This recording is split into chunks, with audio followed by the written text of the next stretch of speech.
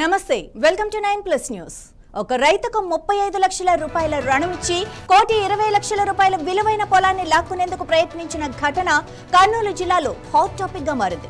తన పొలాన్ని కాపాడాలి అంటూ ఆ నిరుపేద రైతు మంత్రి ఫారూక్ పిఏగా పనిచేస్తున్న రిటైర్డ్ తహసీల్దార్ కాళ్లు పట్టుకున్న హృదయ విదారకర ఘటన అందరికంట నీళ్లు పెట్టించింది.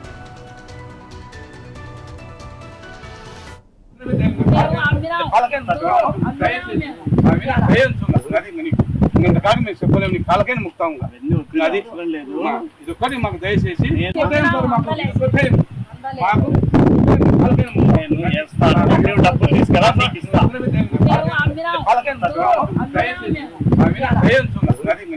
ఇంతకాలం మేము చెప్పలేము కాలకైనా ముక్తాం అది ఇది ఒక్కటి మాకు దయచేసి మాకు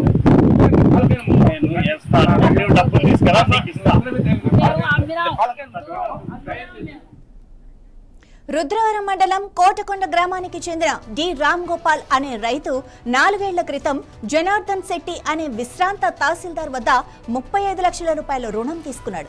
ఒప్పందం ప్రకారం రుణం తీసుకున్నందుకు కోటకొండలో తన 4 ఎకరాల పొలాన్ని తహసీల్దార్ భార్య సాయి కుమారి పేరుతో 2022లో రిజిస్ట్రేషన్ చేయించాడు.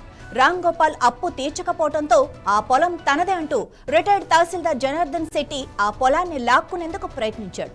దీంతో తన పొలం తీసుకోవద్దంటూ ఆ రైతు దీనంగా వేడుకున్న తీరు అక్కడే వారిని కదిలించింది.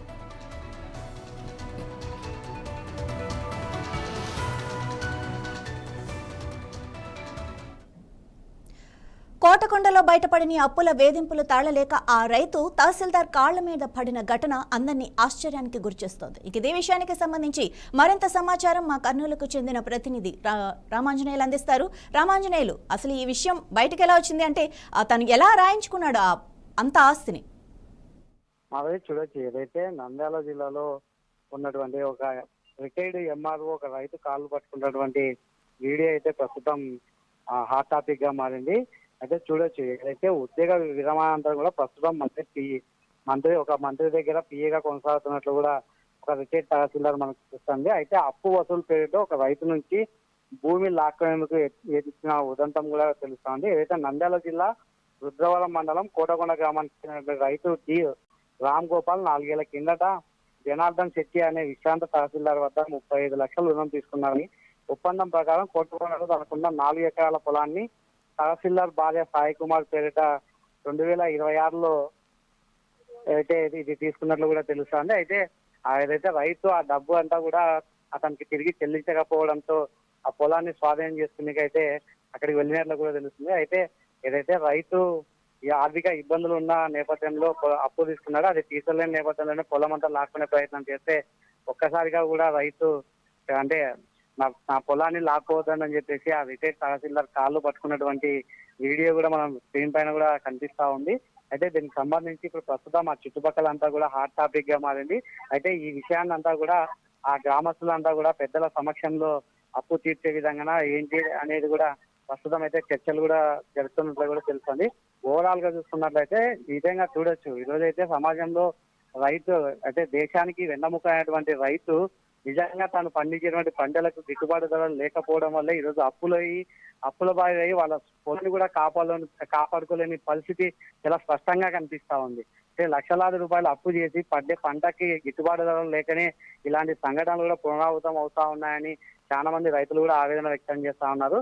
మరి ఇప్పటికైనా సరే ఒక పక్క కూటమి ప్రభుత్వం కూడా రైతులకు సంబంధించిన విధంగా కూడా ఒకసారి ఆలోచించి ఆ రిటైర్డ్ తహసీల్దార్ నుంచి భూమిని లాక్కునే విధంగా కాకుండా ఆయనకి మరొక అవకాశం ఇస్తే బాగుంటుందని కూడా ఇప్పుడైతే పెద్ద మనుషులు కూడా అక్కడంతా కూడా పంచాయతీ చేస్తున్నట్లు కూడా మనకు సమాచారం అయితే అందుతుంది. మాధవి, మరి ఈ విషయం గురించి పోలీసుల్ని సంప్రదించలేదా రామ్ గోపాల్? అంటే ఒక అప్పు తీసుకునేటప్పుడు పొలం కాగితాలు ఏవైతే ఉంటాయో అవి తాకట్టు పెట్టడం వరకు ఓకే, కానీ వైఫ్ పేరున రిజిస్ట్రేషన్ చేయటం ఏంటి, ఎలా చేయించుకున్నారు అది అసలు?